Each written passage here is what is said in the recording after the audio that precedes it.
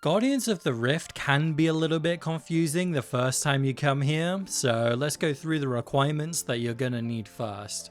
To even have access to the minigame, you're gonna need to complete some fast quests. The first one is Rune Mysteries, then Enter the Abyss, which is going to take you to 9 rune crafting, and then Temple of the Eye. You're going to need level 10 to start that one, but you can just craft an inventory of water runes, which will get you the level.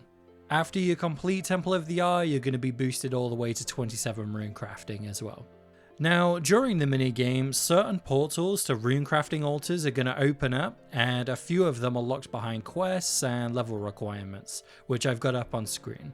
It's highly recommended to get these quests done when you can, but it's not a strict requirement. For gear, the absolute minimum setup is just the best pickaxe that you have. I'll go over some other things that are great to bring as well, but I'll show you ways to get around them if you need to. So the first would be any essence pouches that you have already, and if you don't have any, then that's fine, you'll get them as rewards for playing the minigame. When using the pouches, you're going to notice that they degrade over time and hold less essence, and if you keep letting them degrade, then they're going to disintegrate completely and you'll need to reobtain them. So to stop that happening, you're going to have to fix them, and you can either use NPC contact on the Lunar spellbook and talk to the Dark Mage, or you can go to him directly inside the Abyss. You can also unlock a pouch repair service inside the minigame by giving 25 abyssal pearls to Apprentice Cordelia.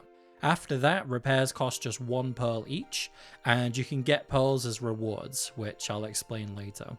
Graceful is nice to have, as you're going to be running around a lot once the game gets going, and if you have 56 agility, you'll also have access to a better essence mine as well. The more essence that you can mine during this mini game, the better, as it's going to give you more XP and points overall. And so there are some mining enhancers that you can bring, like the best Varrock armor plate body that you have the requirements for, the Celestial Ring charged with Stardust, which comes from shooting stars, and the mining skill cape if for some reason you have that. These all give you a chance to mine extra shards and essence, and all of the bonuses stack together too.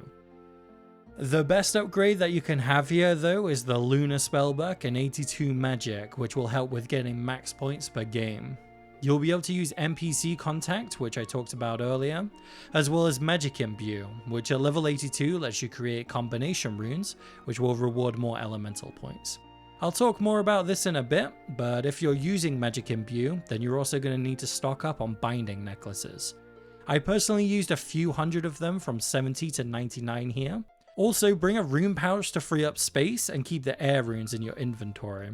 And a small extra tip is to use the rune pouch presets, and I'd recommend setting them to around 1,000 per stack. That way, when you're rune crafting, they're going to go straight into the pouch and keep your inventory nice and clean. To keep track of the binding necklaces, I also recommend the item charges plugin and make sure that binding necklaces are selected. And speaking of plugins, another one that's nice to have is the Guardians of the Rift Helper plugin by Bofabear, which is in the plugin hub. Okay, now to get to the Rift, you can use the grouping tab and there's going to be a teleport listed. If for some reason your minigame teleport is on cooldown, then you'll want to enter this portal in the Wizard Tower basement. Now that you're here though, you should hop to one of the Guardians of the Rift mass worlds, which will be marked in the World Switcher. And as of recording, Jagex has recently buffed the XP for mass worlds, and the games are way more consistent for wins. You can play this minigame solo or in small teams if you really want to, but this guide will specifically be for the mass worlds. I would also personally recommend turning off public chat and turning on Entity Hider at this point. It can be a little chaotic here at times, and it's kind of a similar vibe to Wintertop, but that's up to you. Alright, so let's do a breakdown of how the minigame works. You've got this giant guardian in the middle, and everyone is trying to charge him up to 100% by rune crafting. If that happens, then you win and you get a big XP drop when the round ends, as well as all of your reward points. If his energy hits 0% from the abyssal creatures damaging the guardian, that's a loss and the game restarts after a small cooldown. When you first enter, there may be a game already in progress. Just feel free to take a look around and familiarize yourself, but I'm going to be showing you what to do at the start of a game. So first off, take a stack of uncharged cells from this table, as well as a weak cell. Use that weak cell on an empty barrier spot, and if they're already completely built, then just charge another one up. This will help stop the abyssal creatures from damaging the Guardian. After placing down that barrier, make a run to a Guardian spot and get ready to mine fragments from them. If you have 56 agility, you'll want to be on the east side down this slope. You can mine fragments faster here, but if you don't have 56 agility, then you can mine from the Guardian remains over here by this workbench instead. Now, once you see the 2-minute timer pop up on screen, it's time to start mining. Then once that same timer counts down to the 30-second mark, you'll want to stop mining, then head over to the workbench by the entrance. At this workbench, you're now going to turn those fragments you just mined into essence, which you can runecraft with. Fill up your inventory and all of your essence pouches if you have them, and head towards the Guardian in the middle. From here, you're going to see 2 altars open up. One will always be an elemental altar, and the other will always be a catalytic altar, like law, death, nature, etc. Enter the portal of your choice, then just runecraft the essence. This is going to charge up one of those cells that you brought in with you, and you'll also get some energy stones. Exit the altar and run towards the Guardian in the middle. Click the Guardian and you'll offer up those energy stones, which will charge him up and give you some more XP as well as reward points. The charged cell can then be used to repair or upgrade the barriers too. Or if you want to, you can hold a chisel in your inventory and also craft a Guardian, which will fight off the abyssal creatures coming out of the rift. But in Amass worlds, these are usually covered by other players, and there can only be 10 Guardians fighting at once. And even if you think other people have the barriers and all of the Guardians covered, it's still worth helping for extra runecrafting XP and reward points. But yeah, after that, you just want to keep repeating that same process. So craft and fill your inventory full of essence, enter a portal, runecraft, then charge up the Guardian in the middle and place down your cell. Also, during the round, there will be a yellow orb looking portal that will spawn on the map. You should see this as an alert on your screen telling you its location as well as a timer of when it's going to close up. You'll want to enter this every time if possible, as you'll be able to mine essence very quickly and you won't have to craft it either. These portals will open up every 2 minutes once the game starts, so you'll start to get used to how many runs you can fit in between the spawns. It's going to be a little bit different for everybody depending on how many essence pouches that you have. When runecrafting, you may also sometimes get talismans from the altars. These have a one-time use to get back into that specific portal, even if it's closed, which is handy for stocking up on a certain rune or doing higher level altars for overcharged cells, which give more runecrafting XP. If you don't want to get talismans from specific altars, then you can disable them by right-clicking the portal entrance. I'd personally recommend disabling talismans for the lower level portals, but that's completely up to you. As the round progresses, you're going to end up with a bunch of different runes in your inventory. You can either drop them on the floor if you don't want them, or you can deposit them into your bank by using the deposit pool here by the workbench. Okay, so now let's talk about the max points method. With Lunas and Magic Imbue, you can make combination runes for extra elemental points. As mentioned, you'll need a good supply of binding necklaces and have one equipped as well. Then, all you need to do is enter the elemental altar as usual, use the Magic Imbue spell, and then use your air runes on the elemental altar. This will mix them into combination runes like smoke and mud runes. And each time you craft runes this way, it'll take a charge away from that binding necklace, and so keep in mind they only hold 16 charges. If you've done the method correctly, you'll get poly-elemental energy stones instead of regular elemental stones. These poly-elemental stones give 1.5 times the regular amount of points and more experience, so you should always be doing this if you have the requirements. Okay, so that may sound like a lot to take in, but I promise, honestly, once you start doing this a couple of times, you'll get into the flow really easily. And so now I'll show you an example run. I'll also be doing the max points method with Magic Imbue. If you don't have Lunas, just runecraft as normal without it. So, I joined the game at the start of a round, I grabbed the uncharged cells and a weak cell. All of the barriers have already been built this time, so I just heal one up instead. Then I head over to the Guardian fragments that I'm going to mine. I have 56 agility, so I'll be doing that one. And then once the 2-minute timer pops up, I just start mining. Then once this hits the 30-second mark, I make a run towards the workbench. I craft the fragments into essence. I fill my pouch and my inventory, then make a run towards the middle. This time it's a choice between water and cosmic, so I go with water. I'm doing combination runes, so I'll do a magic imbue, then use my air runes on the altar, empty my pouch and repeat until I have no more essence. When I leave the altar, I see that the portal is spawned, so instead of offering up my energy and putting down the charged cells straight away, I just head into the portal and mine more essence. You'll always want to enter the portals when you can, but it's not the end of the world if you miss one. Anyway, after getting a full inventory of essence again, I leave the portal, I then charge up the Guardian in the middle, then I place down the cell on the barrier. The death altar was open this time right next to that barrier I just repaired, so I decide to enter that one. I craft all of the essence, making sure to empty the pouch as well. Then I leave and power up the Guardian, then place down the cell, then I head back to the workbench, craft another inventory of essence and fill my inventory.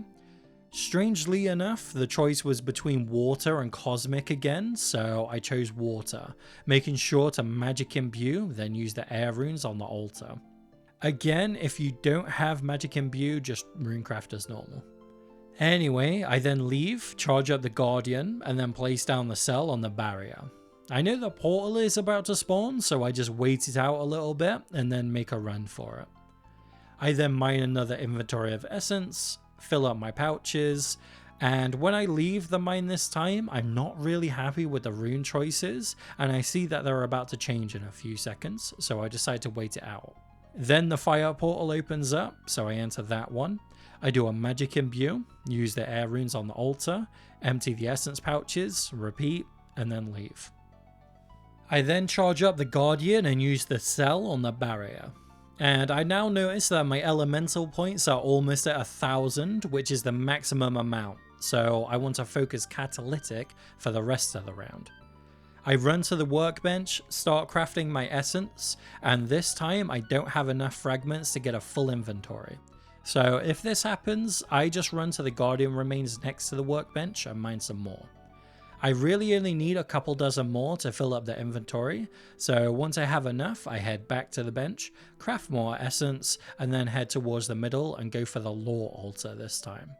I now see that the yellow portal is up, and it looks like I'm probably going to miss it this time, but like I say, it's not really the end of the world, and I have like 13 points this game already. So instead, what I do is use the free time to deposit my runes, I do an NPC contact to repair my pouches, and then when the game ends and I get the XP drop, I leave, I destroy my binding necklace to reset its charges, and then grab another. Then it's just rinse and repeat from there. Alright, so let's now talk about the good bit, which is the rewards. You need at least 300 points during the game to be awarded points that you can spend. For every 100 points, you get 1 reward point. Any leftover points have a chance to round up. So if you scored, let's say, 373 points, you'll be guaranteed 3 and have a 73% chance at 4 points. You also need to keep your elemental and your catalytic points balanced. This is because you need 1 point in both elemental and catalytic to do a search for rewards. And to get your rewards, you come to this reward Guardian by the entrance.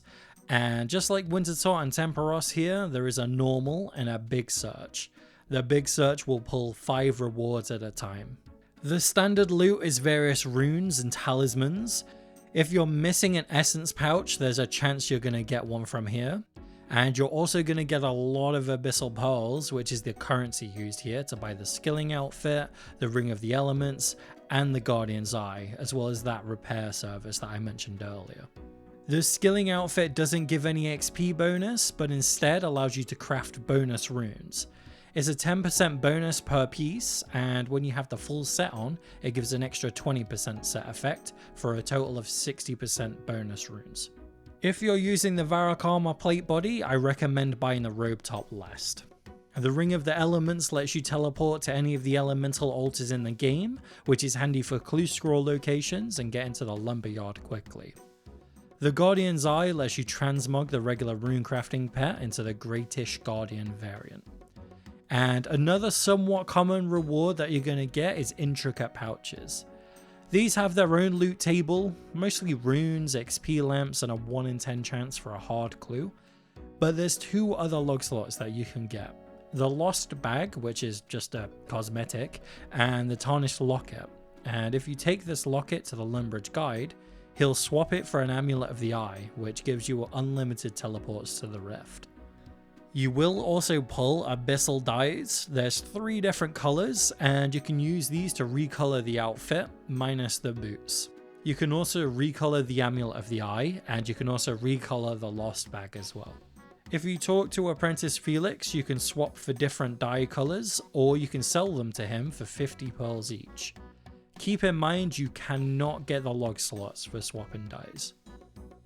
The rewards that you should be hoping for though is the Abyssal Needle. This lets you combine all 4 rune pouches together into the Colossal Pouch if you have 56 crafting. And Jagex has also buffed this recently, so you can use it straight away. It will then scale with your rune crafting level and will hold more essence at set levels. The other big reward is the Abyssal Lantern, and depending on your fire making level you can put different logs into it, and it'll have a bunch of different bonuses which I'll have up on screen. The most popular choices are redwood and yew logs. I personally used yew logs for my entire grind here because I wanted more points, but you pick whatever aligns better with your goals. And of course the last big item is the Abyssal Protector pet, which is a 1 in 4,000 chance. Alright, if this guide has helped you out, you don't need to subscribe, just give the video a like. That way it pushes this guide to more people who need it. And if you're still stuck on something, then leave a comment and I'll do my best to help you. Otherwise, hopefully you're now much more confident playing the minigame, so best of luck with your grind. And if you want to watch something on the side whilst playing the minigame, I'll put up my completionist video where I pull over 4,000 rewards and show off all of the loot that I got from 99 runecrafting here. That video should be on screen soon, as I want to quickly thank my channel members. At the supporter tier is Henrik the Epic, Misks, Sisman, Aiden, Siotos, Nick, and CDG. At the patron tier we have Daniel and Amity, and a huge thank you as always to all of the gamers on the benefactor tier being Casp, I Am Chomp, and Dustus. Again, thank you all so much for all of your support. I'll see you in the next video.